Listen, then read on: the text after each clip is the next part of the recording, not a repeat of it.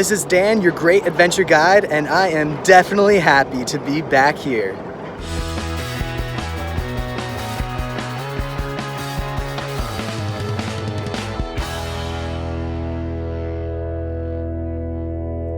And we are finally at Six Flags Great Adventure in the year 2020 because of all of the crazy COVID quarantine mess. We haven't been able to be here, but it is July 3rd, and this is the opening day for members and season pass holders, which I am one of. And so I am here in this crazy line waiting to get in to the park. And there's actually a couple of things that you should know if you are planning to come to Great Adventure early on this season. As soon as you pull into the entrance, if you are coming to the theme park, you need to stay to the right. If you're going to the safari, then you're staying to the left. And only the main entrance is open. So if you come the back way on the highway, if you know what I'm talking about, then you're gonna have to make a U-turn and go into the main entrance a little further down the road. But just stay to the right if you're going to the theme park, stay to the left if you're going to the safari, and you should be able to get right to where you're supposed to be. As soon as you get to the gate for parking, you need to actually present your reservation there. So right now with Six Flags, you need to make a reservation, not just have a park ticket. And so today my reservation was for 10 a.m., but the park didn't actually open until 11. So I'm not sure if there was just like some sort of error there on their part, but whatever it was, they didn't actually let any cars through until 10:20. But when you get up there, they'll scan your reservation first, and then they'll scan your parking pass. So if you have a season pass or membership, you just have to scan that card. But if you don't, then you need to prepay for your parking before you get to Six Flags. So make sure that you do that, have that ready to go, and there won't be any problems. The number one question on most people's minds right now is, was it safe?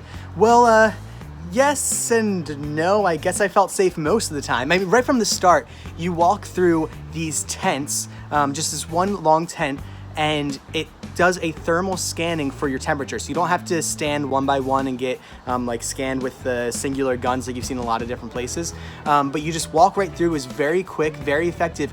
And security, oh my goodness, security is amazing now. They have updated their security even from what they just did. What was it, like last summer? They updated all their security stuff. Now you don't have to remove anything from your pockets. You just walk right through these two scanners and it detects if there's anything suspicious in your pockets, and they'll pull you to the side if they need to and scan you down with the wand like they would normally do.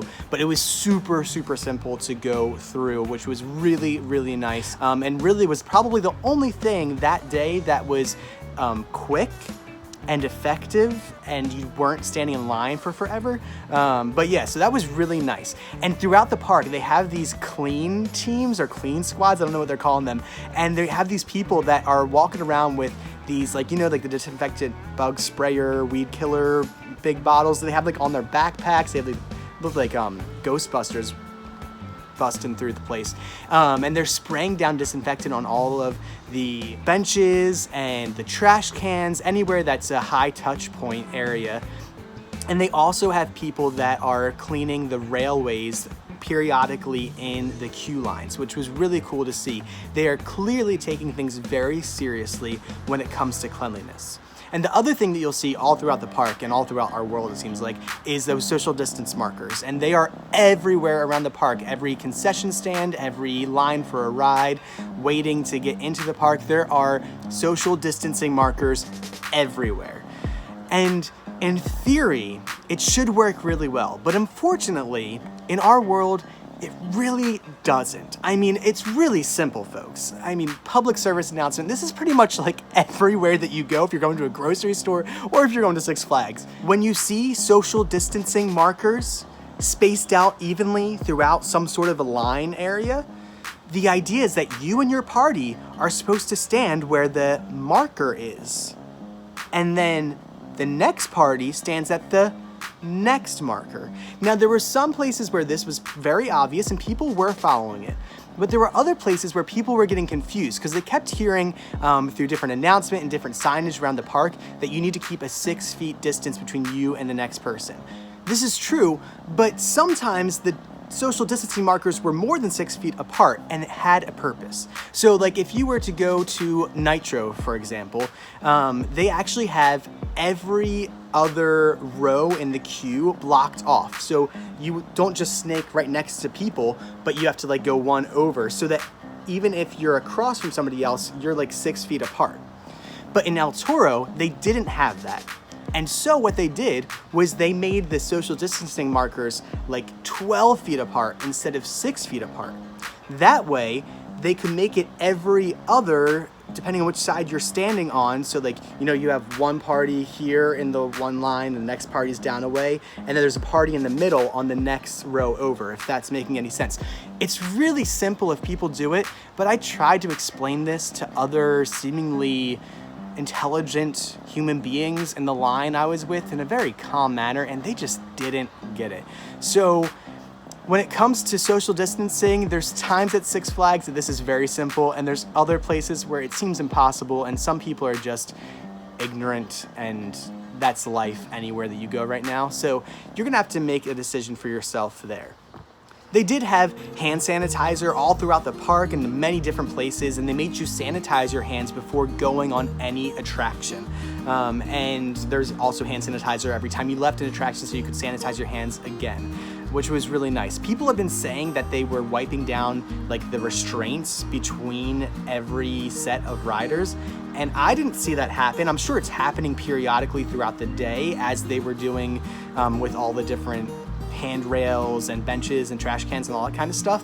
But from what I saw, it wasn't happening every time, and that would have made your wait time length even worse than it already was. So I'm glad that they're not doing it every single time. It seems unnecessary if you're sanitizing your hands right before and right after anyways. And there were also some attractions that weren't open because social distancing wasn't a really easy possibility.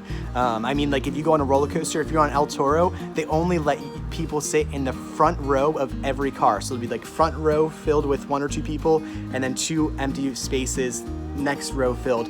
So they're definitely taking things very seriously when it comes to social distancing. So rides like Justice League Battle for Metropolis, that wasn't open, which was a bummer. I love that ride so much, but it makes sense. You're touching the guns and shooting them and everything, and having just like 1 or 2 people on each car, that would be crazy. Long line, that's already a long line. Houdini's Great Escape, or what is that called? Whatever the Houdini ride is, that wasn't open, and the water rides also were not open. So if you're hoping to cool down on a water ride, that is not so much of a possibility for you, unfortunately, at this time, which is kind of rough with wearing a mask in the really hot New Jersey heat and humidity. But that's a reality. So yeah, is it safe?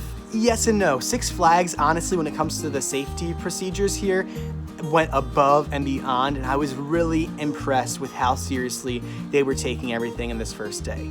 However, when it comes to the general public, by 2 o'clock, as the heat and humidity hit and everybody was like just dying with their masks on, 1/3 of the people probably weren't wearing their masks like at all. I mean, yes, there were a lot of people that already had it below their nose or whatever, but there were a lot of people that just didn't have their masks on or were wearing it underneath their chin and that kind of stuff. Even like young people in their 20s. I'm like, come on, folks. I know, like, you're so fit right now, like in your tank top and your muscles. I know you can breathe with a mask on. They weren't wearing them, and I did hear some employees ask people to put masks on, and others that just walked right by, and that's kind of going to be the way that it is, I'm sure. But overall, they really did a great job with safety on their part. It's just the general public that is not that great at being, you know, courteous and thoughtful of others. But welcome to America. There are 2 more super important things that we need to talk about before I finish up this video. And the last one, honestly, is the reason that I'm really second guessing whether or not I'll be going back to Six Flags in the coming weeks. So make sure you stick around for that. But while we're paused here, might I ask you to give this video a like if you're finding this video enjoyable, helpful, or any of those things, or, you know, dislike it if you think it's awful, that's cool too. And also, if you want to subscribe to my channel, I'd love for you to stay up to date with all of these new videos that will be coming out to give you tips and tricks to make your Six Flags Great Adventure trip the best it can possibly be. But without further ado, the wait times. Now, let me say, I was really hopeful that with the limited capacity, some of these wait times wouldn't be too awful. I was wrong. They were horrific. It was really, really bad. I mean, if you get there right when the park opens, it's great. There's no one there. It's a little bit slower of people trickling into the park with the new reservation system. So the first hour or so, not bad. After that, the lines are so bad, they're so slow, and with the extreme social distancing measures, some of which I found even to be extreme, and I'm on the more conservative side when it comes to things these days. Yeah, it was really, really, really slow moving, long lines. So just be prepared for that. And the lines everywhere are just crazy. Like even waiting for food and drinks and stuff, those lines were out of hand. But don't worry, they have mobile ordering. Oh wait, that's right, the app doesn't work correctly. Shocking. Very shocking. Yeah, that really stunk. And that really brings me to the last thing that was really changed the game for me, and I wasn't expecting it going in. There are, which kind of makes sense somewhat, no water fountains working in the park. They're not allowed to be working, I think, because of like New Jersey laws with reopening or whatever. All right, so there's no water fountains. Well, there's also no water filling stations. You know, like the fountains have the water bottle filler station part with it. Yeah, all of those are closed off or not working as well. Okay, well, what about those Coke fill-up stations? Yeah, all of those not usable. So the only way for you to get a drink, if you don't want to drink out of the toilet, is to physically go up to a refreshment stand, a restaurant, whatever, and ask them for a cup of water or buy your drink or get your refill if you have a season pass cup or membership cup or whatever. You have to go up there. Well, that's not a big deal. I mean, there's food places everywhere. Well, guess what happens when you take out all of the water fountains, all of the water bottle filling stations, and all of the self-serve stations that are scattered throughout the park that sometimes have long lines because of how many people are using them, because people get hot and thirsty on hot and humid days in the summer when they also have to have a mask over their face. Guess what happens? The lines get outrageous everywhere. And since park wasn't at full capacity, like half of the restaurants weren't open, which honestly would have been fine when it came to buying food. And like when I was in lines, there would only be maybe like 1 or 2 people in front of me of the 10 people that were in front of me that were actually purchasing food. Everybody else was getting their bottles filled up or getting water from those stations. And it really made the day just unbearable. I mean, it was so hot, and all I was doing all day was waiting in line. I was waiting in line to get water filled. Like I couldn't even like just go enjoy, because it was just really rough. And if you're environmentally conscious, they also can't physically take your bottle from you anymore to fill it up. They have to give you, like if you're getting a soda refill, they need to put the soda in their own paper cup, and they put a plastic lid on it and give it to you, each person that's, you know, that you're filling up for. So they're wasting a lot of stuff there. I mean, the to-go boxes that they're giving all the food in, those are great. I mean, they make life so easy for transporting things around the park. Can we talk about how much I love these boxes? I mean, this is so nice, being able to walk around the park and not have to worry about your chips flying away or a bird swooping down and like pooping on your food or something like that. Funnel cake, the powdered sugar getting everywhere, everything's contained. It's wonderful. If there's anything positive that came out of this whole COVID thing at Six Flags, it's definitely these boxes. But yeah, this is really just a major bummer, and a reason that you might want to rethink going to Six Flags in the next few weeks, because when you can't even get a sip of water without waiting in line for 5-10 minutes, it just really makes the day not so great. So there you have it. Six Flags Great Adventure is finally open again, and if you are a die-hard coaster fan, then you will get that opportunity once again to ride Nitro or El Toro. I don't know when Kingda Ka will be open. I'm going to give you a video about all the things that are open and not open that you can check out soon. But take these tips to try to make the best of it if you do go, and also take the warning that if you're not prepared for all of these things that are currently happening at Six Flags, then maybe you should sit it out for a few more weeks until they get their act together and get things adjusted. Though really Six Flags did get their act together.